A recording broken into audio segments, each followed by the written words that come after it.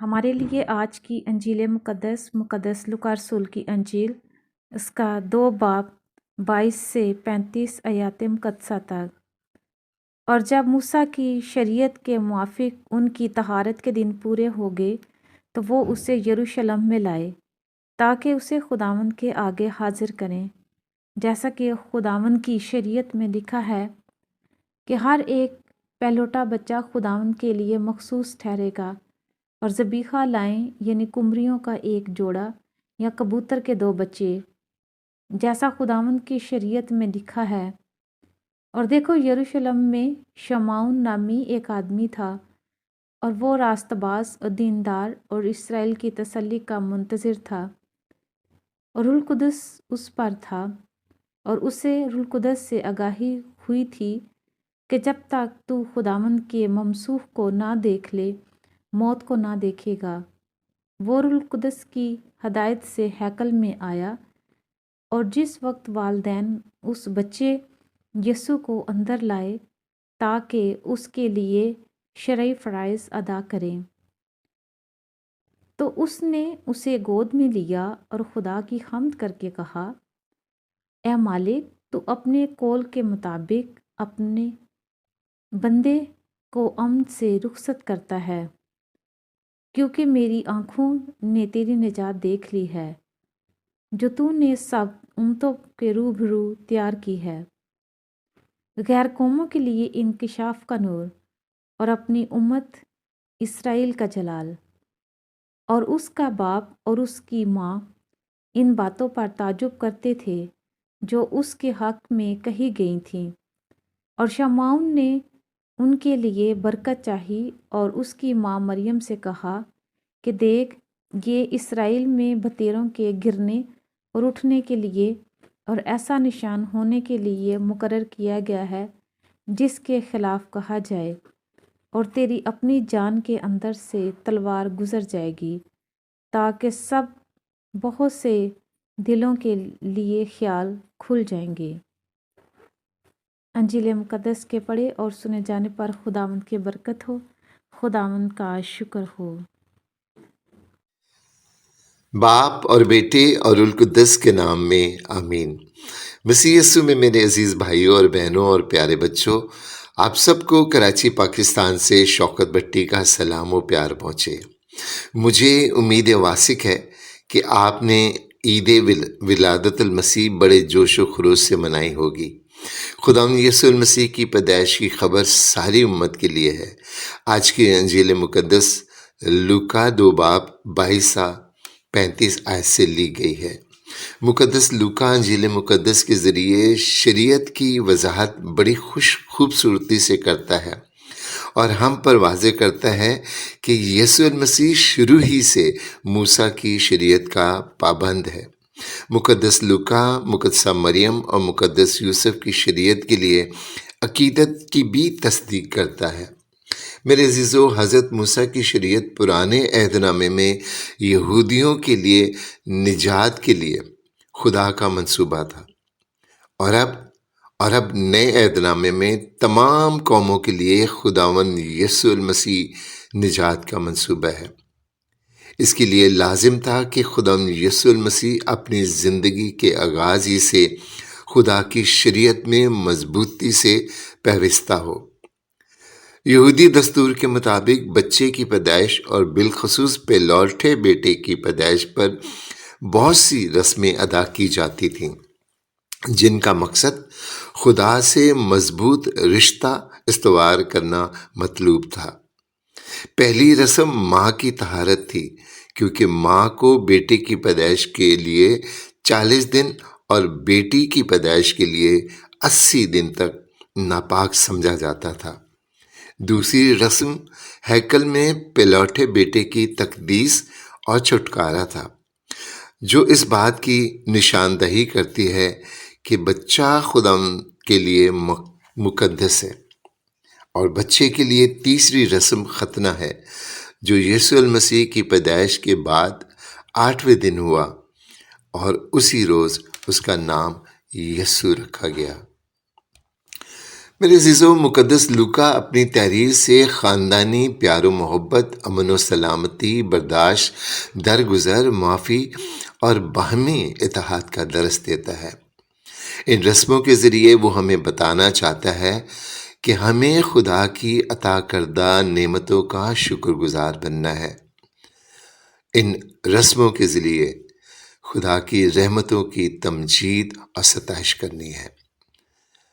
اس کے لیے ہمیں دولت مند ہونے کی ضرورت نہیں۔ پاک خاندان کے نذرانوں سے پتہ چلتا ہے کہ وہ کوئی امیر، کبیر یا دولت مند گھرانہ نہ تھا۔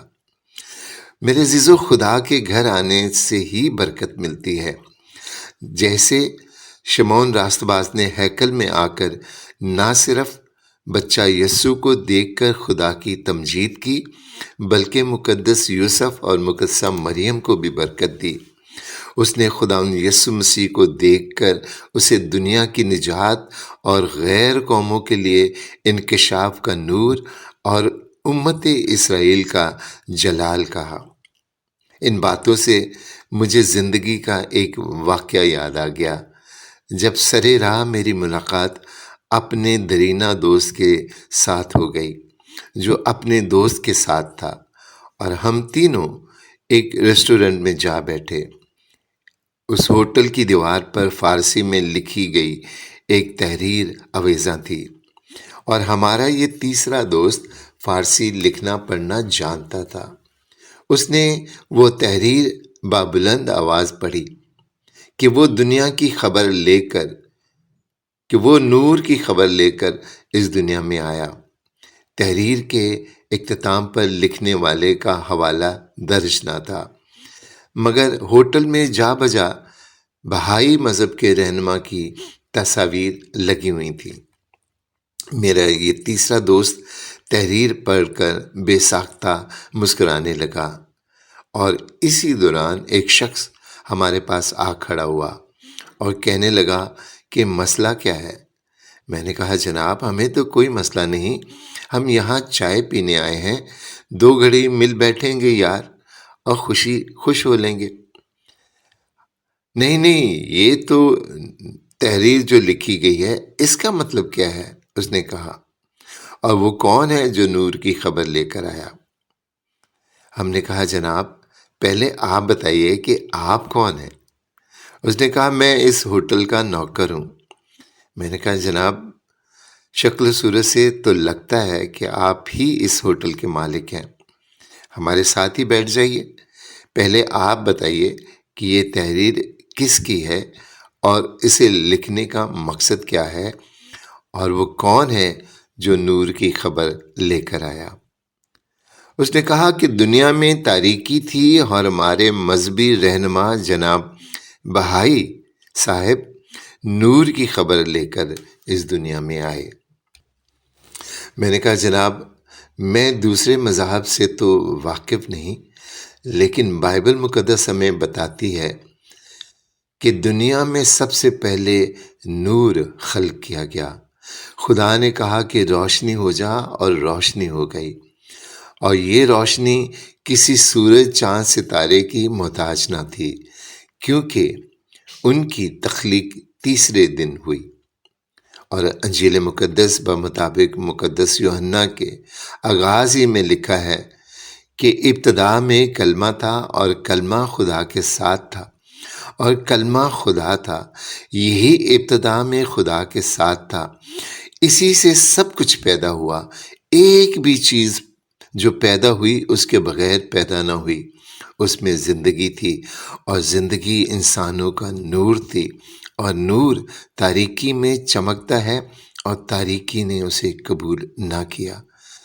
یہ نور کوئی اور نہیں، خود خدا ہے، جو خداوند یسوع ہے، جس کی پیدائش پر نور کی تجلی آسمان پر چمکی۔ ستارے نے اس کی گواہی دی، فرشتوں نے اس کی گواہی دی، گڈریوں نے اس کی گواہی دی، دور دراز سے بسنے والے مجوسیوں نے گواہی دی، زمین و آسمان پر بسنے والے ہر بشر نے گواہی دی، روز اول سے خود خدا نے اور پھر تمام انبیاء نے بھی گواہی دی۔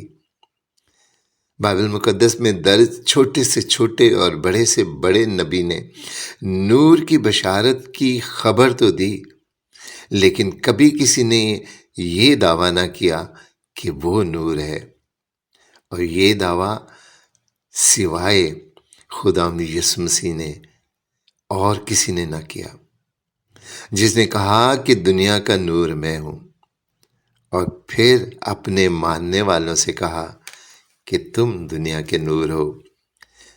میرے بھائی، اس نے اپنا لقب، اپنا اختیار اپنے ماننے والوں کو دے دیا، اور سائنسداں مانتے ہیں کہ یہ کائنات ایک اندیکھے نور میں تیر رہی ہے، اور اسی نور کی بدولت قائم و دائم ہے۔ وہ نور اگر ختم ہو جائے تو چاند، ستارے، سورج ایک دوسرے سے ٹکرا کر تباہ و برباد ہو جائے۔ وہ نور خداوند یسوع ہے، جس کے وسیلے سے یہ دنیا خلق ہوئی، جس کے وسیلہ سے یہ دنیا قائم و دائم ہے، اور اب اس نے اپنا اختیار اپنے ماننے والوں کو دے دیا ہے۔ آج اگر دنیا میں مسیحیت ختم ہو جائے تو یہ دنیا ختم ہو جائے گی۔ اس لیے میرے عزیزو، نور میں چلتے رہو، نور کو تکتے رہو، نور سے جڑے رہو۔ کرسمس کی روح یہی ہے کہ ایمان، امید، محبت اور امن دنیا میں قائم ہو جائے، اور ہر سو روشنی ہو جائے، ہر سو اجالا ہو جائے۔ میرے عزیزو، اگر آپ سورج نہیں بن پائے تو کوئی بات نہیں، اپنے اندر جلتی ہوئی ایک ہلکی سی روشنی کو بھی بجھنے نہ دینا، کیونکہ دنیا بھر کے اندھیرے مل کر بھی دیے کی جلتی ہوئی ننھی سی لو کو بجھا نہیں سکتے جو کہ تم ہو۔ ہم میں خدا یسوع مسیح قائم ہے، وہ نور، وہ چرنی آپ کا اپنا دل ہے، جس میں خدا یسوع مسیح پیدا ہونا چاہتا ہے۔ اس لیے میرے عزیزو، خدا آپ سب کے دلوں کو روشن رکھے، آمین۔